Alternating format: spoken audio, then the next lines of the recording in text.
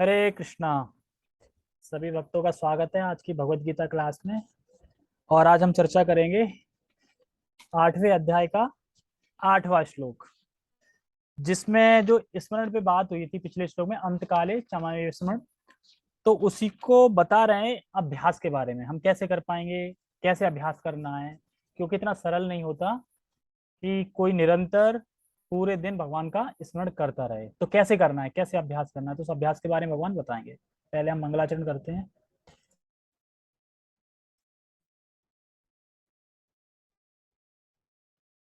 Okay. ओम अज्ञानतिमिरान्धस्य ज्ञानञ्जनशलाकया चक्षुरुन्मिलितं येन तस्मै श्रीगुरुवे नमः। श्रीचैतन्यमनोभीष्टं स्थापितं येन भूतले स्वयं रूप कदा मह्यं ददाति स्वपदान्तिकम्। वन्देऽहं श्रीगुरो श्रीयुतापदकमलं श्रीगुरून् वैष्णवांश श्रीरूपं साग्रजातं सहगण रघुनाथामृतं तं सजीवम् साधुवेतं सावधूतं परिजन सहितं कृष्ण चैतन्य देवं श्री राधा कृष्ण पादान सहगण ललिता श्री विशाखान्तेषां च। हे कृष्ण करुणा सिंधु दीनबंधु जगतपते गोपेश गोपिका कांत राधा कांता नमस्ते। तप्त कांचना गौरांगी राधे वृंदावनेश्वरी वृषभानुसुते देवी प्रणमामि हरिप्रिये।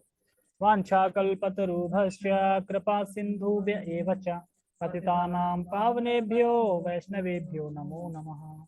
जय श्री कृष्ण चैतन्य प्रभु नित्यानंद श्री अद्वैत गदाधर श्रीवासादि गौर भक्तवृंद।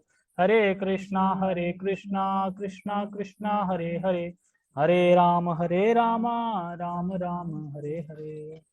रामाय रामभद्राय रामचंद्राय वेदसे रघुनाथाय नाथाय सीतया पते नमः। नमो विष्णुपादाय कृष्णपृष्ठाय भूतले श्रीमते भक्ति वेदांत स्वामिनि इति नामिने। नमस्ते सारस्वते देवे गौरवाणी प्रचारिणे निर्विशेष शून्यवादी पश्चात देशतारिणे। ओके, हरे कृष्णा। ठीक है, तो 8वां श्लोक है, अध्याय 8 का 8वां श्लोक। तो ये भगवान क्यों बोल रहे हैं इस श्लोक को, तो इसका लिंक बता देता हूं मैं। पिछले श्लोक में भगवान ने बताया तस्मात, तस्मात आएगा ना पिछले श्लोक में। तो तस्मात ये वो कौन थे, कैसे था श्लोक पूरा? तस्मात था, उसके था अंत काले चमामे स्मरण के बाद तस्मात। तो तस्मात मतलब इसलिए, ये था ना इसलिए। तो ये पूछा था किस लिए, तो बताया था कि जो भगवान कृष्ण का स्मरण करता है वो भगवान कृष्ण के पास जाता है, और जो जिस जिस भाव से जिस जिस चीज का स्मरण करता है वो उस भाव से उसके पास जाता है, इसलिए। तो इसलिए हे कुंती पुत्र, क्या करो, स्मरण करो। स्मरण बहुत जरूरी है। अब कोई बोले ठीक है स्मरण बहुत जरूरी है, लेकिन इतना सरल है क्या स्मरण करना? तो बता रहे हैं अभ्यास योगेन कौन्तेय है, तो सॉरी, अभ्यास योगे योग युक्तेन, मतलब अभ्यास के द्वारा, जो योग है उसे अभ्यास के द्वारा युक्त हो जाओ। चेत सा मतलब अपनी चेतना को कहीं और मत जाने दो, भगवान में फिक्स रखो। तो इसलिए भगवान ये श्लोक बोल रहे हैं। पहले हम श्लोक का उच्चारण करते हैं, फिर समझने का प्रयास करते हैं। अभ्यास योग युक्तेन अभ्यास योगे युक्तेन चेतसा न्यान्यगामिना चेतसा नान्यगामिना परमं पुरुषमं दिव्यं परमं पुरुषं दिव्यं याति पार्थानुचिन्तयन्। याति पार्थानुचिन्तयन्। अभ्यास योग युक्तेन अभ्यास योगे युक्तेन चेतसा ना चेतसा नान्यगामिना चेतसा नान्यगामिना परमं पुरुषं दिव्यं परमं पुरुषं दिव्यं याति पार्थानुचिन्तयन्। याति पार्थानुचिन्तयन्। अभ्यास योगेन योग युक्तेन, तो कह रहे हैं इसलिए अभ्यास जरूरी है। कृष्ण कह रहे हैं कि तुम मेरा स्मरण तभी कर पाओगे, तो इसीलिए तो अभ्यास जरूरी है, तो अभ्यास के द्वारा कर पाओगे। तो कह रहे हैं इसलिए अभ्यास जरूरी है। अभ्यास योग से युक्त होके चेतना को अन्य कहीं और नहीं जाने देना, क्या ना, चेतसा नान्य गामिना, चेतना को कहीं और नहीं जाने देना, और अभ्यास में युक्त हो जाओ। किसके अभ्यास में, किसके अभ्यास में युक्त हो जाएं, कहाँ पे चेतना नहीं जाने दें, कहाँ फिक्स करें, तो कह रहे हैं परमम पुरुषम दिव्यम, जो परम पुरुष भगवान जो कृष्ण जो दिव्य हैं, प्रकृति से परे हैं, दिव्य हैं, याति पार्थानु चिंतयन, तो उनका चिंतन करो और इस प्रकार चिंतन करने से तुम उनके पास ही जाओगे। तो यहाँ पे ये बता रहे हैं कि पहले बता दिया भगवान ने कि माम स्मरण युद्ध चा, ये था ना श्लोक, मतलब मेरा स्मरण करते हुए युद्ध करो। तो हमारा युद्ध है जो जैसा है, जिसके हिसाब से उसका उसका वैसा वैसा क्षेत्र में युद्ध है, तो स्मरण करते करते युद्ध करना है। अगर हम युद्ध करते करते स्मरण करेंगे तो नहीं कर पाएंगे, हम युद्ध में लग गए तो युद्ध में कहाँ स्मरण हो पाएगा, नहीं हो पाएगा ना।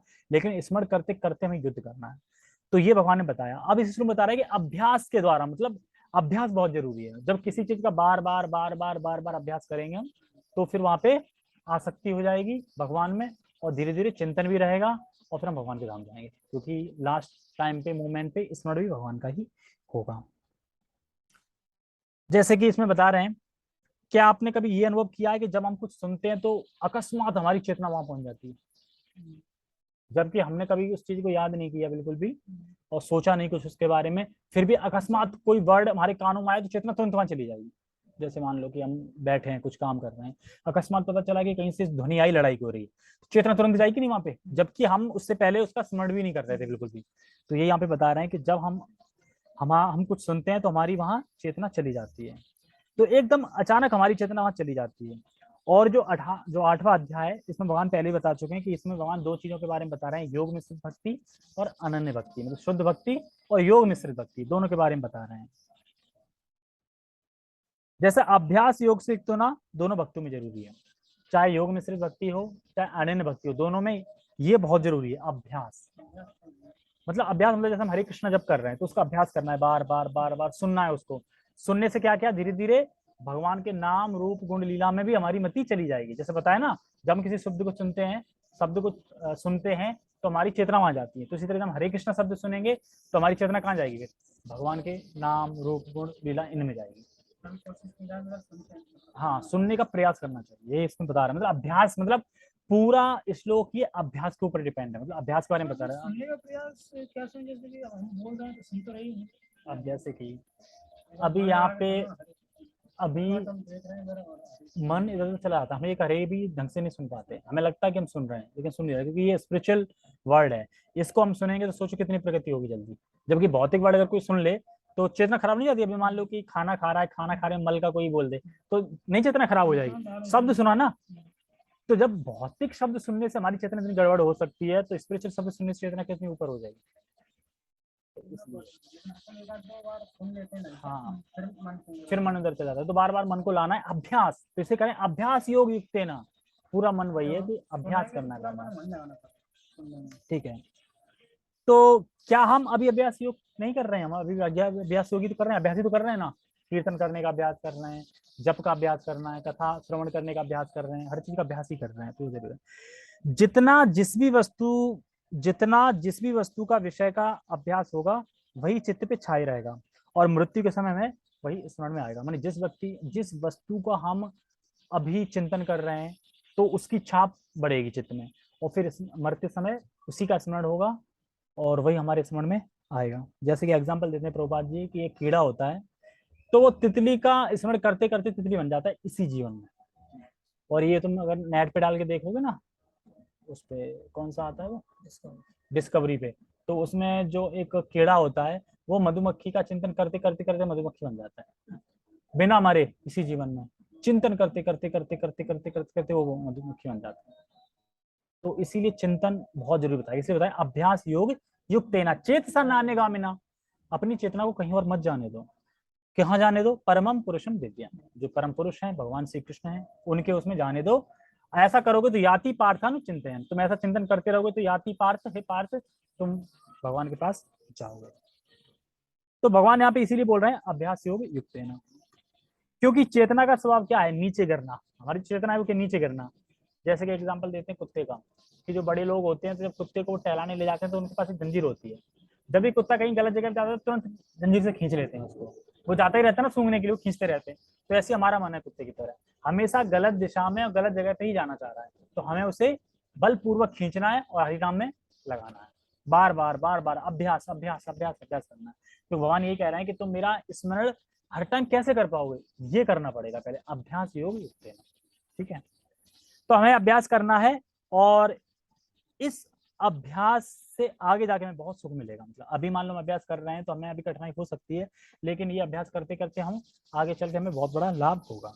तो अभ्यास बहुत महत्वपूर्ण है, इसमें हमें कभी कोई ढील नहीं डालनी चाहिए। ऐसा नहीं है कि हम हरे कृष्ण कर रहे हैं तो हरे कृष्ण 7 बजे हैं तो हरे कृष्ण, तो ये क्या होगा, मैकेनिकल चैंटिंग हो गई, तो हम ढील डाल रहे हैं ना इसमें। तो हमें जब में कभी ढील नहीं डालनी चाहिए और जब के समय किसी और से बात नहीं करनी चाहिए। मान लो साक्षात तुम कृष्ण का नाम ले रहे हो, अब कृष्ण का नाम इंपोर्टेंट ना सोच के तुम उससे बात करो, मतलब वो ज्यादा इंपॉर्टेंट है ना, फिर छोड़ दिया बीच में। या तो माला खत्म कर लो, माला रख दो, फिर बात कर लो, फिर से माला पकड़ लो। ये नहीं कि अब माला कर रहे हैं, हरे कृष्ण रोक दिया वहीं पे और लग गए, पूरी होके अलग रख दो। मतलब ये नहीं कि अब करना स्टार्ट करने पर बात करने लगे, तो ये अपराध में काउंट हो जाएगा। मतलब चैतन्य महाप्रभु कहते हैं कि अगर कोई ध्यान पूर्वक जप नहीं कर रहा तो ये भी अपराध है एक तरीके से। ठीक है, तो ये बोलते हैं चलो ध्यान पूर्वक नहीं कर रहा है, जीव उसके काम करे तो इससे भी लाभ है। हाँ, इससे भी लाभ है, जीव से लाभ है, लेकिन जीव से लाभ है, लेकिन अगर ध्यान पूर्वक करेंगे तो कितना लाभ होगा। जीव से थोड़ा लाभ है तभी तो अपन यहाँ तक पहुंचे ना, जीव से लाभ नहीं तो कैसे पहुंचते। लेकिन बहुत सारे लोग हैं जो ये मंत्र भी ये माला भी नहीं करेंगे, बहुत सारे लोग करते रहेंगे। हाँ, बहुत से कर तो रहे 16, हाँ ये तो है, तो धीरे धीरे प्रगति होती है। तो ये कहते अभ्यास बोलते रहे, मन का क्या मतलब, लेकिन शुरू में जो माला करते थे मन नहीं लग रहा है तो इंद्रियां लगाओ। धीरे फर्क पड़ रहा है, सुनते आ रहे थे पता सब फर्क हो रहा है। अब माला पता भी नहीं चलता कब होगी, तो इसका मतलब मन कहीं और जा रहा है, उसी में लगता है। मतलब अभी या तो उसमें फोकस ज्यादा, अभी 1 हो गई, 2 हो गई, कब 16 होगी, कब 16, इसी में मन लगा रहता है। कभी कभी टाइम में लगा रहता है, इतनी देर हो गई 8 बजे, कभी कभी कुछ तो वही है। तो अब जैसे जैसे है, तो अब कोई बोले कि ठीक है हमें चैंटिंग करनी, ध्यानपूर्वक करनी, तो इसके लिए हमें सतोगुण में आना बहुत जरूरी है। और सतोगुण के लिए क्या है, श्रवण कीर्तन। ठीक है, तो बात भी आएगी। जैसे बताते हैं, एग्जाम्पल देते हैं कि रजोगुण, सतोगुण, तमोगुण की चेतना में क्या अंतर है। तमोगुण की चेतना क्या होता है कि एक फर्श है, पानी डाल दिया, पानी से तुम्हारे पैर भीगे हैं, फर्श है, उस पर जब अपने पैर रख के चलोगे तो कितनी देर छपा रहेगा पैर, थोड़ी देर, मिट जाएगा, उस पर पानी आ गया तो मिट जाए, नहीं सूख जाएगा। तो ये बता दे कुछ समझ में ही नहीं आ रहा, मतलब कर तो रहे पर कुछ समझ में नहीं आ रहा, ये वो वाली चेतना होगी। रजोगुण की चेतना होती है मिट्टी पे पैर रखना, तो मिट्टी पे पैर है कि कुछ टाइम तक तो दिखेगा, लेकिन फिर धूल वूल आएगी, हवा चलेगी तो फिर मिट जाएगा, मतलब समझ में आ रहा है पर धारण नहीं कर पा रहे हैं। और सतोगुणी चेतना होती है गीली मिट्टी में पैर रखना, तो गीली मिट्टी पैर रख रहा है तो छप जाता है पैर एकदम, मतलब चेतना फिक्स हो गई। तो हमें सतोगुणी में पहुंचने का, तो हम रजोगुण में समझ सकते हैं अपने आप को, रजोगुण में मतलब धारण नहीं कर पा रहे हैं किस चीज को, समझ में तो आ रहा है हाँ कृष्ण भगवान है, वो समझ में ही नहीं आता उसे, कुछ भी वो समझ में ही नहीं आता, वो उसे कुछ समझ में नहीं आता। ठीक है, ओके, टेक्स्ट पढ़ते हैं। हे पार्थ, जो व्यक्ति मेरा स्मरण करने में अपना मन निरंतर लगाए रखकर अविचलित भाव से भगवान के रूप में मेरा ध्यान करता है वह मुझको अवश्य ही प्राप्त होता है। आप कोई बोले शुरू में चैंटिंग में तो मन नहीं लग रहा है, और यहाँ तो कह रहे हैं निरंतर लगाए रखो मन को, कैसे लगाए रखे, तो कहते बेटा फिर क्या करो, आप अपनी इंद्रियां लगाओ, क्योंकि इंद्रियां लगाएंगे तो क्या होगा, मन वहां जाएगा। अगर इंद्रियां लगा दी तुमने, मान लो कि मन नहीं हो रहा बिल्कुल भी, लेकिन अब जबरदस्ती किसी ने बुला लिया तो तुम पैरों से चल के चले गए, इंद्रिया लगा दी, अब हम बैठ भी गए, तो मन भी लगेगा, ज्यादा नहीं लगे पर थोड़ा थोड़ा लगेगा, मन भी लगेगा। तो इसलिए इंद्रियां लगाओ, इंद्रिय के साथ फिर मन भी पीछे पीछे आ जाएगा। लेकिन अगर हम ये सोचने मन नहीं लग रहा है छोड़ो, तो फिर रह जाएंगे। लेकिन जब तक कहाँ पे थे, हाँ ओके, तो इंद्रिया लगेंगी तो एक धीरे धीरे धीरे धीरे एक दिन मन भी लग जाएगा। और कह रहे हैं कि अवश्य प्राप्त होता है, तो प्राप्त होता है, देखो स्मरण ऐसे नहीं होगा, कैसे होगा, श्रवण कीर्तन से, और वो प्रचुर मात्रा में। हम प्रचुर मात्रा में श्रवण कीर्तन करेंगे तो धीरे धीरे प्राप्त हो जाएगा। क्या प्राप्त हो जाएगा, अविचलित भाव, क्योंकि हम शुरू में जब चैंटिंग करते हैं तो हमारा मन विचलित रहता है इधर, लेकिन धीरे धीरे जब इंद्रियां लग जाएंगी, धीरे धीरे मन लग जाएगा, तो फिर हमारा मन अविचलित हो जाएगा, फिर विचलित नहीं होगा।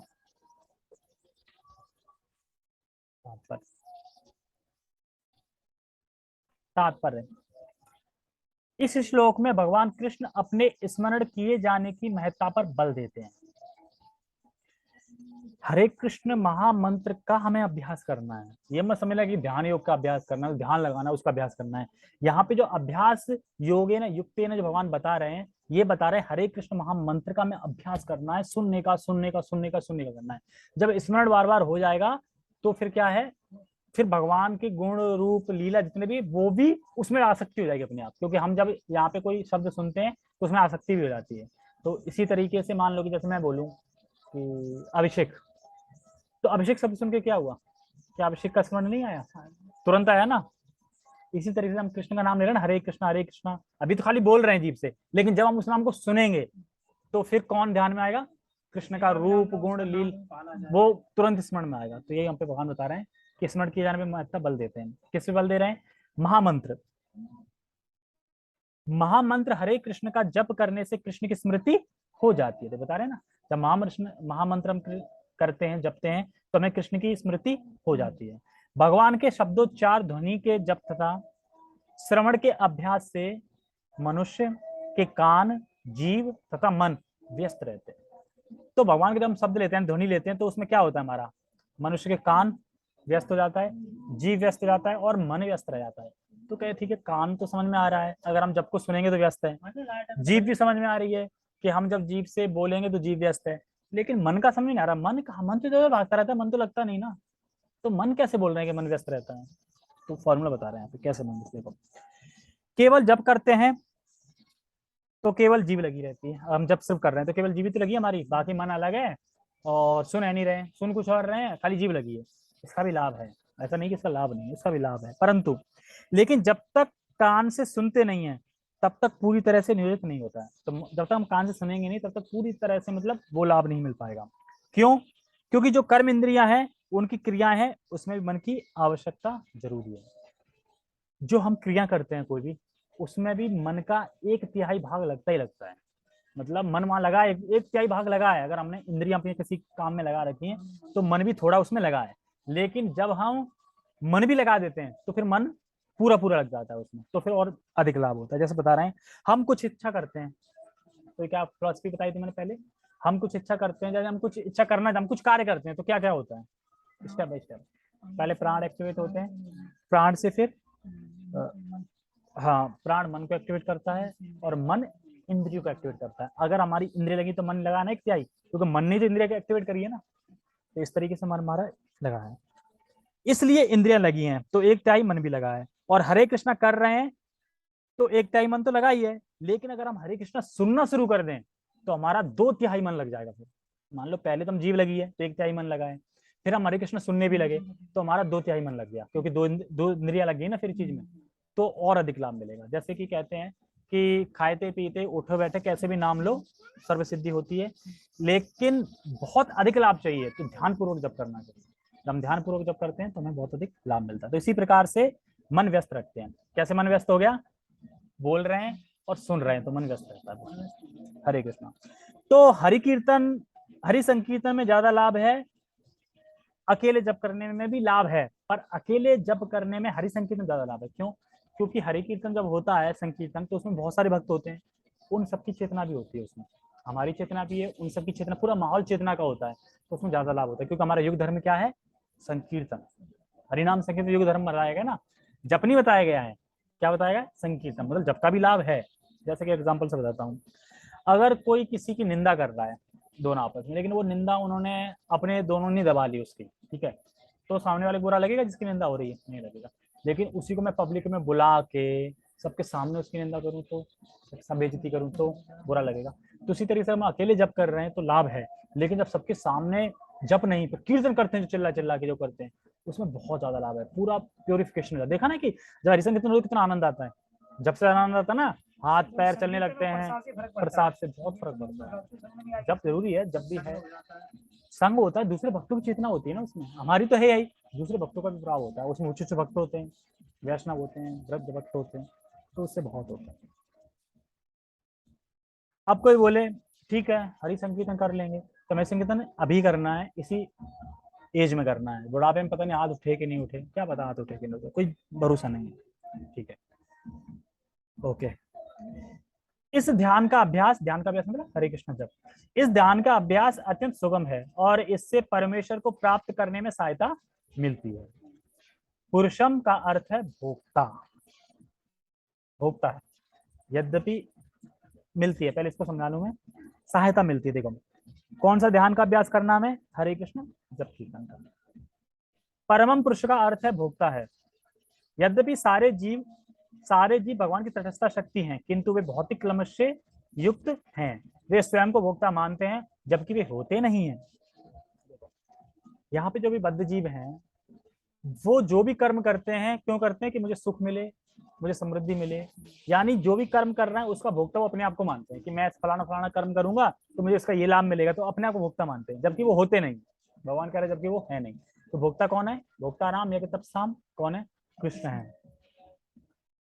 तो हम अपने कर्मों का इंजॉयर अपने को ही मानते हैं, और जिन कर्मों के विचार से, मान लो जिन कर्मों के विचार करने से हमें अगर सुख नहीं मिल रहा है तो उस कर्मों को हम अपने भोक्ता नहीं मानते, इंजॉयर नहीं मानते, कर्म करते भी नहीं वो कर्म। ठीक है, एक तो ये बद्ध जीव है, मतलब जो आत्मा है, बद्ध जीव है, उसकी ये सोच है, मतलब कि जिस चीजों से मुझे अच्छा मिलेगा, सुख मिलेगा, वो कर्म मैं करूंगा और उस कर्म का इंजॉयर मैं हूँ, भोक्ता मैं हूँ। और शुद्ध भक्त क्या होता है? शुद्ध भक्त की योग्यता यह है कि वह ऐसा कुछ नहीं करता जिससे कृष्ण सुखी नहीं होते हैं। वो ऐसा कुछ नहीं करता, वो वही करता है जिससे कृष्ण सुखी होते हैं। वो अपने आप को इंजॉयर नहीं समझता, वो कृष्ण को इंजॉयर समझता है। और बद्ध जीव अपने सुख की चिंता करता है, भले ही कृष्ण सुखी हो या ना हो। कृष्ण दुखी हो रहे हैं ना हो रहा है, वो अपनी सुख की। मान लो कि मंदिर गया, अरे हमें तो ये मिला ही नहीं, ठीक है, हमें तो यहाँ पे खीर नहीं दी, उसे दी खीर दे दी। वो अपने सुख को देख रहा है, वो ये नहीं देख रहा कि कृष्ण किससे प्रसन्न हो रहे हैं। ठीक है, वो ये नहीं देखता। मान लो किसी सीनियर ने कोई काम दे दिया, अरे हमें क्यों काम दे दिया, हमें अच्छा नहीं लग रहा वो काम। तो ऐसा नहीं करना चाहिए। कृष्ण जिससे प्रसन्न हो रहे हैं उसमें सुखी होना चाहिए। तो जो बद्ध जीव है वो उसकी चिंता नहीं करता कृष्ण सुखी है कि नहीं, मुझे सुखी होना चाहिए बस। और जो मुक्त जीव है, यानी जो शुद्ध आत्मा है, मुक्त जीव है, वो किसकी चिंता करता है? बस कृष्ण सुखी रहे, मैं सुखी रहूं या ना रहूं, कृष्ण सुखी रहे, वो बस ये चिंता करता है। तो इसको बोलते हैं तत्व सुखो सुखित्वम। तत्व मतलब तथा तथा सुखम सुखित्वम, मतलब भगवान उनके सुख के द्वारा सुखी रहता है। तो वो जो मुक्त आत्मा है, तो भगवान के जो सुखी है, भगवान को जो सुख मिलता है वो उससे सुखी रहता है। मतलब जैसे कि मान लो कोई पड़ोसी है, अब सामने वाले के पास गाड़ी आगे लौट लग गई, तो वो उससे खुशी नहीं होगा, जलेगा। लेकिन यहाँ उल्टा है, भक्त क्या होता है?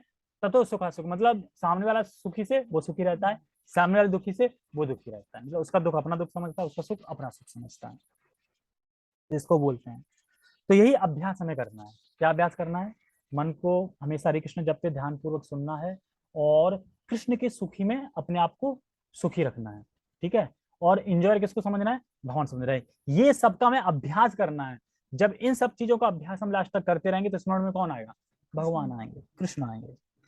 तो हम कृष्ण के दास हैं, अपने मन के नहीं। ये अभ्यास करना है। मतलब अपने मन के दास हैं तो फिर हमें जो सुखी करेगा हम वो काम करेंगे। तो हमें कृष्ण के दास हैं तो हमें कृष्ण के सुखी के लिए कार्य करना चाहिए।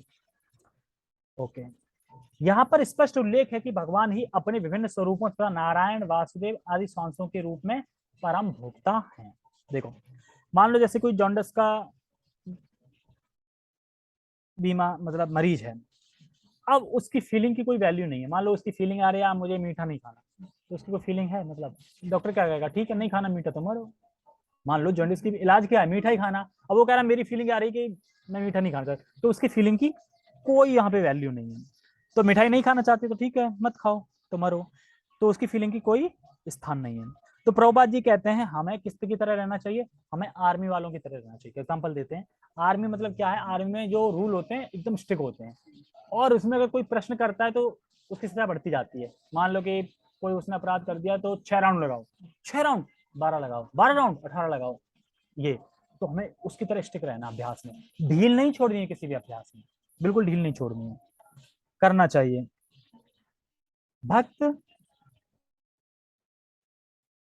भक्त हरे कृष्ण का जप करके अपनी पूजा के लक्ष्य यानी परमेश्वर का, इनके किसी भी रूप नारायण, कृष्ण, राम आदि का निरंतर चिंतन कर सकता है। देखो चिंतन, देखो हरे कृष्ण करने से हमारा मन तो बहुत भागता है, तो हम कैसे कर सकते हैं? मन हरे कृष्ण कर रहे हैं, जब हरे कृष्ण हरे राम राम राम हरे, और मन तो इधर भाग गया उधर भाग गया, अब कैसे करेंगे? तो हम बता रहे हैं, हम इस जगत में किसी का भी अगर नाम लेते हैं तो इसका स्वरूप का चिंतन तुरंत हो जाता है। तो इसी तरीके से हम जब हरे कृष्ण का जप करते हैं तो हमें किसका चिंतन होगा? नारायण, कृष्ण, राम आदि जो भगवान के रूप हैं, इनका चिंतन अपने आप होगा। क्यों? नाम ले रहे हैं ना, जिसका नाम लेते उसका स्वरूप का चिंतन होगा ही होगा। तो इसी तरह हम जब भगवान का नाम लेंगे तो उनका स्वरूप का चिंतन होगा। लेकिन प्रभु जी हमें तो होता नहीं। क्यों? क्योंकि हम सुन नहीं रहे। भौतिकतावाद का शब्द हम कुछ सुनते हैं तो सीधा सुनते हैं। जैसे ही सुनते हैं तो उसका स्मरण सीधा हो जाता है। दूर से ऐसे जो हाँ, दूर से ऐसे ही आध्यात्मिक वर्ड अगर हम सुन लेंगे तो हमें तुरंत चिंतन हो जाएगा, लेकिन हम सुन नहीं पाते, यही दिक्कत है। काफी टाइम लगेगा ना, हाँ, तो सुनते इसी रहो, का सुनते रहो। अभ्यास करना है, इसी का अभ्यास करना है। इंद्रियां लगाओ पहले, बैठो सही से, इंद्रिया लगाओ, मन लगाओ, और बार बार मन को खींचो लगाओ, तो धीरे धीरे फिर सुनने में भी आएगा। तो ये कहते हैं ना, एक हरे किसी ने अगर सुन लिया है तो वो समझ नहीं सकता उसे कितना सुख मिलेगा, बहुत सुख एक हरे कृष्ण। क्योंकि जब भौतिक वर्ड सुन रहे हो तो कितना आनंद मिलता है, तो सोचो ना, ये तो आध्यात्मिक वर्ड है, तो इसको सुनने में कितना आनंद मिलेगा, फिर मिल नहीं रहा है क्योंकि हम सुन नहीं पा रहे हैं, इसलिए हमें मिल नहीं रहा है। तो ये बता रहे हैं यहाँ पे, इस जगत में किसी का भी अगर नाम लेते हैं तो उसका स्वरूप का स्मरण हो जाता है। तो उसी तरह प्रकार से हम भगवान का नाम, रूप, गुण, लीला, इसी तरह में भगवान का नाम लेते हैं, भगवान का नाम, रूप, गुण, लीला, इन सब का में स्मरण आवृत्ति हो जाती है। इस आवृत्ति में बार बार करनी है, मतलब बार बार बोलना है, सुनना है, बोलना है, सुनना है। ठीक है, ऐसा करने से वह शुद्ध हो जाता है। कह रहे ना, ऐसा अभ्यास बार बार करें तो शुद्ध हो जाता है, और निरंतर जब करते रहने से जीवन के अंत में वह भगवत धाम को जाता है, भगवत धाम को जाता है। योग अंतकरण के परमात्मा का ध्यान है। इसी प्रकार हरे कृष्ण के जप के द्वारा मनुष्य अपने मन को परमेश्वर में स्थित करता है।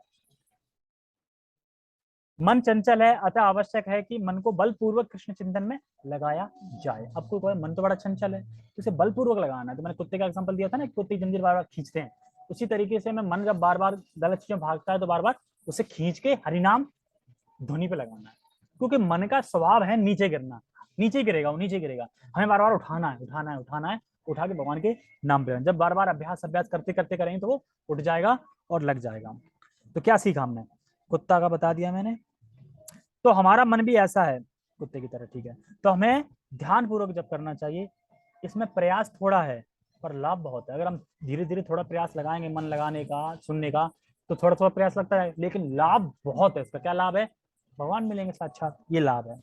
और भौतिक शब्द सुनते हैं तो बहुत प्रभाव पड़ेगा, तो जब हरे कृष्ण जब सुनेंगे तो कितना प्रभाव पड़ेगा, ये मैं बता रहा था। और इस जप के लिए हमें बल लगाना ही पड़ेगा। बल मतलब बल पूर्वक हमें खींच के बार बार मन को लगाना है, तो बल तो लगाना पड़ेगा। तो जप का बहुत लाभ है, और ध्यान पूर्वक जप करने से बहुत लाभ होता है। पूरा श्लोक ये अभ्यास के ऊपर है, अभ्यास योग युक्त है ना।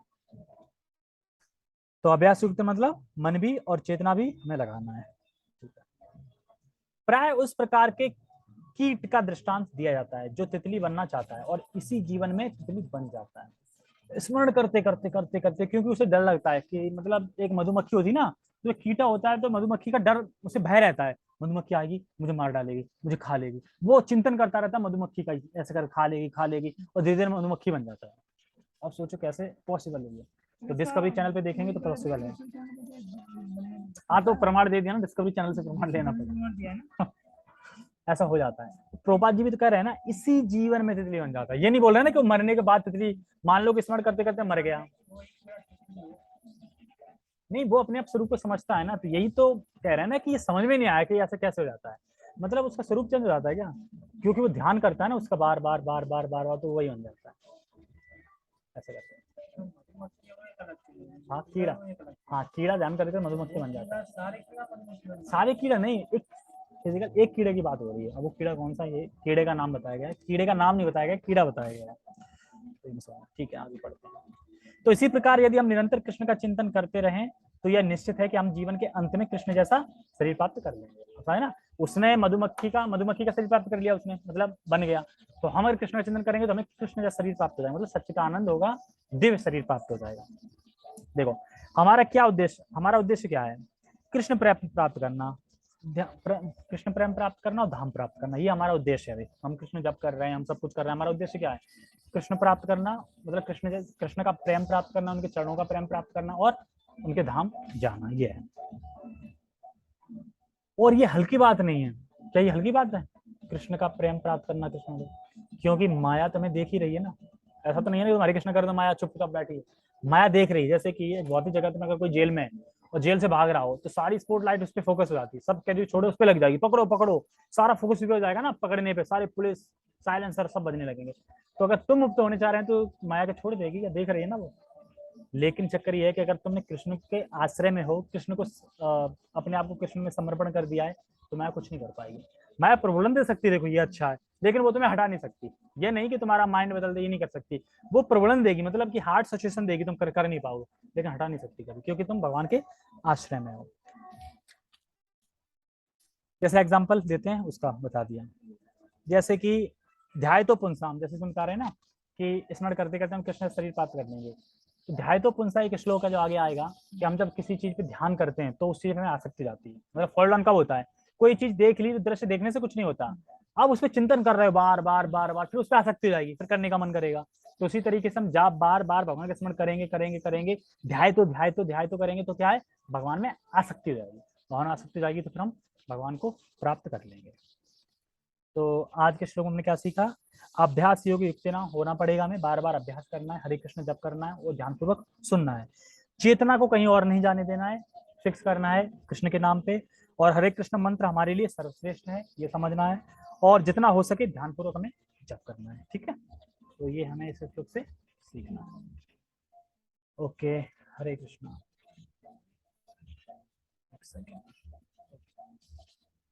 जगत गुरु शील प्रभुपाद की जय। श्रीमद् भगवद गीता की जय। निताय निताय गौर प्रेमानंदे।